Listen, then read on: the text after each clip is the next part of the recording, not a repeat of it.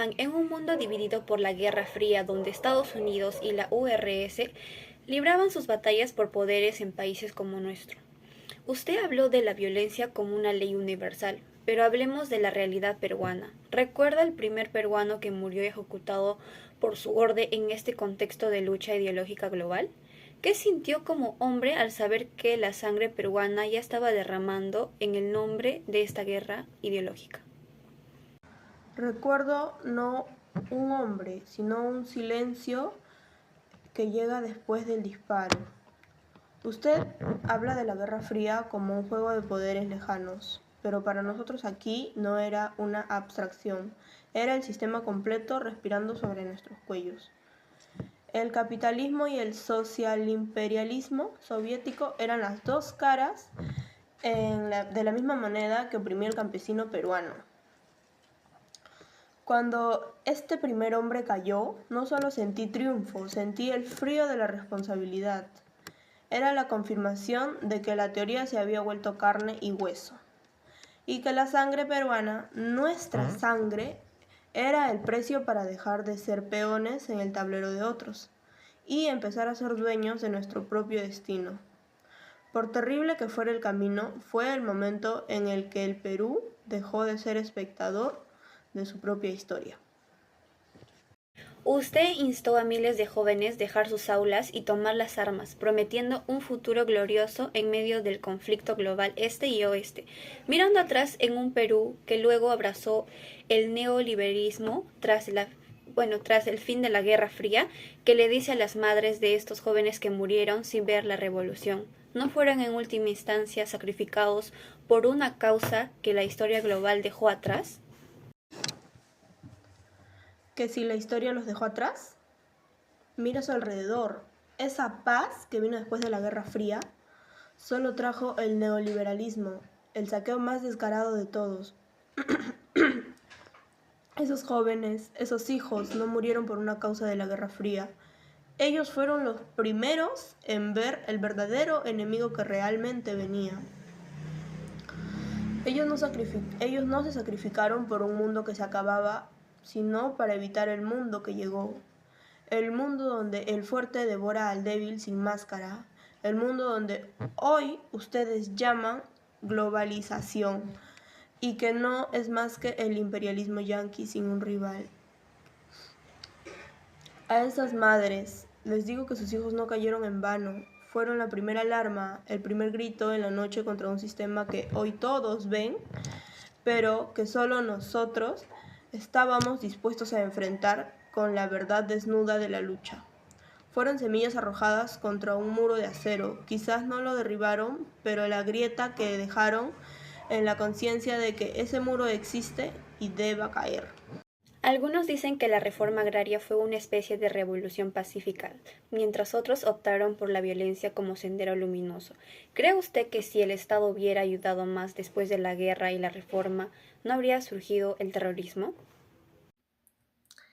Bueno, yo soy la campesina yacuchana y respecto a la pregunta que me acaba de plantear, nos hemos sentido sumamente olvidados, ya que a nuestros alrededores siempre hemos visto que se construían edificios, que se construían fábricas, escuelas, mientras que en donde estamos, ya que nosotros sentimos que el gobierno se centra más en la ciudad y deja de lado todo el tema rural, todo el tema a nivel de la chacra. Entonces nosotros como campesinos veíamos que a nuestros alrededores habían escuelas, habían fábricas y se edificaban cosas que iban a ser a muy beneficio de la ciudad, pero se olvidaban de esta gran parte de personas que necesitamos realmente también estos recursos. Y para nosotros ha sido un descuido total que para nosotros solamente el gobierno se está pendiente de la parte central o de la ciudad. Referente a Velasco Alvarado, creemos que con su llegada y con su manera de liderar podremos pues salir adelante. Gracias a Velasco Alvarado, nosotros sentimos que vamos a ser escuchados y vamos a poder salir adelante, ya que antes nadie escuchaba al campesino, y simplemente nos mandaban a trabajar porque creían que es la única manera en la que nosotros nos podemos defender, que es trabajando. Sin embargo, creemos concernientemente que con esta llegada de Velasco Alvarado va a cambiar todo y vamos a ser escuchados. Mientras otros países después de la guerra crecían con fábricas y escuelas, ¿por qué cree usted que el Perú siguió olvidando al campesino? Con respecto a la pregunta número 2, sí, creímos que con la justicia de Juan Velasco Alvarado y el ser escuchados cuando él dio a conocer esas palabras, nos sentimos súper emocionados y escuchados, ya que se mencionaba, como lo dije anteriormente, que la tierra sería para quien la trabaja. Lamentablemente, con el tiempo nos dimos cuenta que las cooperativas no funcionaban igual y ello para nosotros fue una sorpresa gigante, ya que por este tiempo creímos que íbamos a poder alzar nuestra voz mediante él. Sin embargo, vimos que el Estado, las cooperativas no funcionaban tal cual y eso para nosotros fue una desesperanza totalmente gigante. Después de la Segunda Guerra Mundial, muchos países comenzaron a buscar justicia social y repartir mejor la riqueza. ¿Cree usted que la reforma agraria de Velasco fue parte de esa misma idea de cambio mundial? La, la pregunta número 3 es súper directa y también tiene puntos a pensar en la situación que nosotros vivimos, porque sí, a los alrededores nosotros siempre hemos visto como gente de la parte central, que es Lima, hablan acerca de riquezas, de grandezas, ingenieros, gente que tiene muy buenos cargos, siempre hablan acerca de su crecimiento y también vemos cómo otros países crecen, todo está tan industrializado, todo está tan eh, dado por el lado central, que es lo que conocen todos del país, pero a nosotros nos dejan de lado como una gran población que formamos parte de este país. Nadie nos conoce, no saben cómo vivimos, no saben cómo realmente es nuestra pobreza, falta educación, falta ayuda. Sin embargo, todo está centralizado. Entonces nosotros vemos cómo todos los países de nuestros alrededores crecen, surgen, las personas que vienen del centro, que son de Lima, hablan acerca de riquezas, de grandezas, pero nadie se pone a pensar en nosotros quienes necesitamos de ayuda, necesitamos de educación, necesitamos de ayuda, de bienes que nos puedan ayudar para surgir, para nosotros salir adelante. Entonces, nadie se pone a pensar realmente en nosotros, piensan en la centralización, piensan en todo lo que tenga que ver que dé la cara exterior a otros países y nosotros hemos visto cómo han crecido por la radio, siempre hemos escuchado cómo otros países vecinos tienden a crecer, tienden a empezar a desarrollarse y nosotros no seguimos porque somos muchas personas las que vivimos en la parte de la sierra, en la parte quienes realmente necesitamos, quienes somos una gran población, cuando en realidad solamente las que obtienen ese beneficio son las personas que viven en la parte central y no lo que realmente necesitamos y realmente queremos. ¿Usted sentía que el Perú estaba atrasado comparado con otros países que después de la guerra creían y se industrializaban? Con respecto al movimiento o a la parte pacífica, sí, creemos que si el Estado hubiese tomado otras acciones, si hubiese operado de una manera totalmente diferente, esto no se hubiera dado. Para nosotros es una total indignación que ni el Estado se pronunciara, ni tampoco hubiese ayuda, que es algo que vengo repitiendo, y esto debido a que nuestros jóvenes no se hubiesen levantado de tal manera como se están levantando, y esto debido a la poca ayuda que nosotros recibimos del gobierno. Entonces, Cuando a nosotros nos dan la tierra, no tenemos más que hacer que solo trabajarla, pero no podemos y esta tierra no va a crecer sola sin ayuda.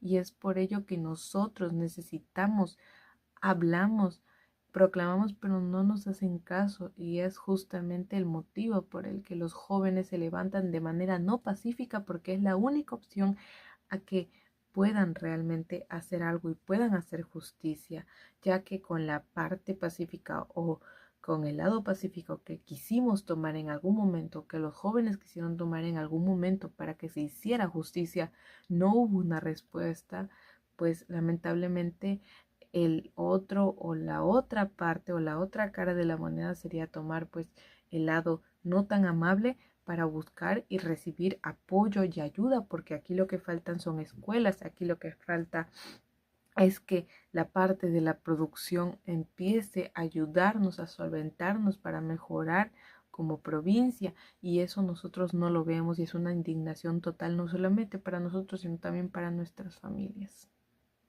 Bueno, para empezar, ¿cómo influyó la Guerra Fría en sus decisiones como gobernante?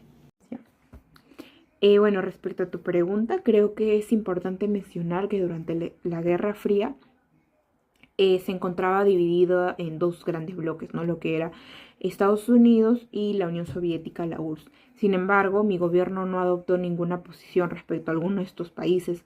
Lo que mi gobierno adoptó fue una tercera vía.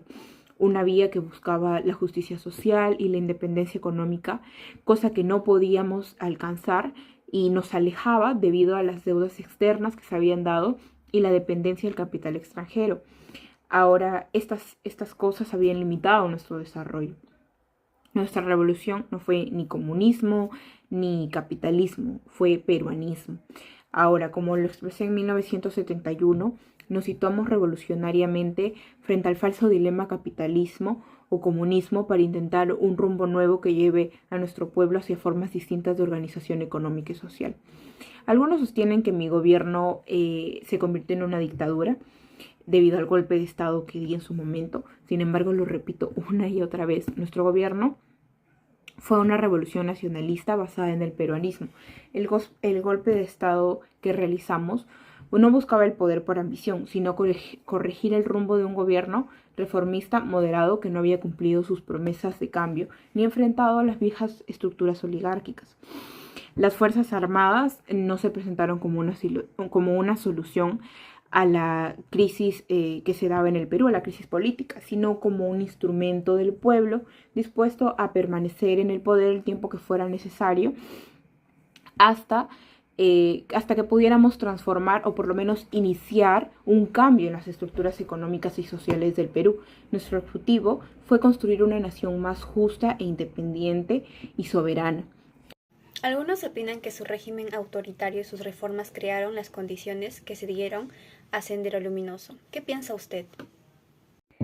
Algunos han querido atribuir a mi gobierno directamente el surgimiento del terrorismo a las transformaciones realizadas durante mi gobierno. Dicen que nuestras reformas abrieron las puertas a la violencia. Sin embargo, esta es una interpretación muy injusta y simplista de la historia. Sendero Luminoso y el MRTA aparecieron años después de mi gobierno. Sin embargo, puede que durante mi gobierno hayan encontrado un terreno fértil para implantar este tipo de ideología. Pero nuestras acciones no buscaban sembrar odio en ningún momento, lo que buscaban era justicia. Ahora, la reforma agraria se creó con el propósito de beneficiar al campesino y acabar con la injusticia social que venían ejerciendo las grandes clases sociales, la élite, la oligarquía en este caso, que por siglos se habían aprovechado del campesinado. Ahora, queríamos que la tierra fuera para quien la trabajara, que el campesino fuera dueño de lo que hiciera en esa tierra y que pudiera administrarla de una forma correcta.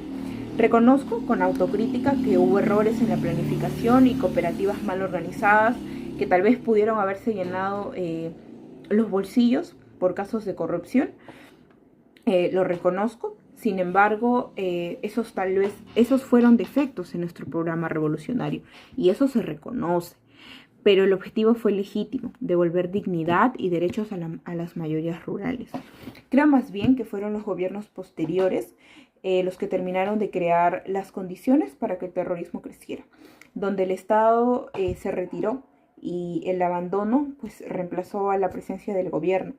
Otros pues llenaron el vacío con odio y violencia. Quiero ser claro, el terrorismo no fue la continuación de nuestra revolución, sino su traición.